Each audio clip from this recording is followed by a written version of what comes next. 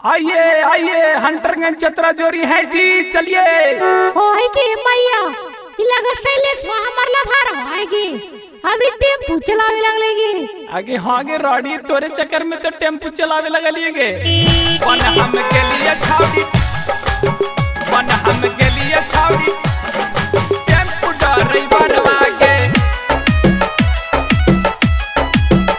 Recording by Sargama Studio, Bodh तोरा से के त छावड़ी कर हलियो प्यारवा गे, जहिया से छोड़ के हम के गेलो ही ससुरवा गे। बन हम के लिए छावड़ी टेम्पू ड्राइवर गे, बन हम के लिए छावड़ी टोटो ड्राइवर गे।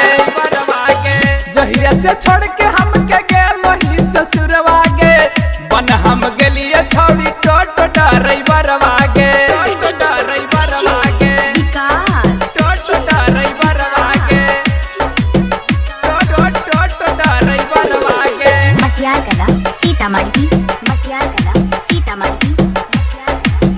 जहिया से छोड़ के छावड़ी गेल ही ससुरारी गे, हंटरगंज से चतरा ले चला वही अब गाड़ी गे, चला वही अब गाड़ी गे। जहिया से छोड़ के छावड़ी गेल ही ससुरारी गे, हंटरगंज से चतरा ले चला वही अब गाड़ी गे। मिलतो ना माफी ऐसन कोई नहीं कसूरवा गे, मिलतो ना माफी ऐसन कोई नहीं कसूरवा गे। बन हम गलिया छावड़ी टेम्पू ड्राइवर गे, बन हम गलिया छावड़ी टोटो ड्राइवर गे, टोटो ड्राइवर गे, टोटो ड्राइवर गे, टोटो टोटो ड्राइवर गे।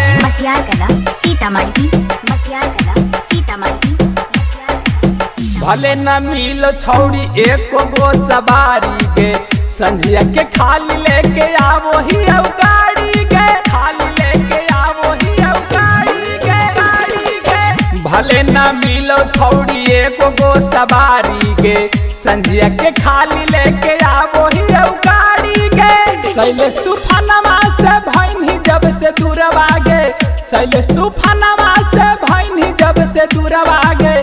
बन हम गेलिया छावड़ी टेम्पू ड्राइवर गे, बन हम गेलिया छावड़ी टोटो ड्राइवर गे।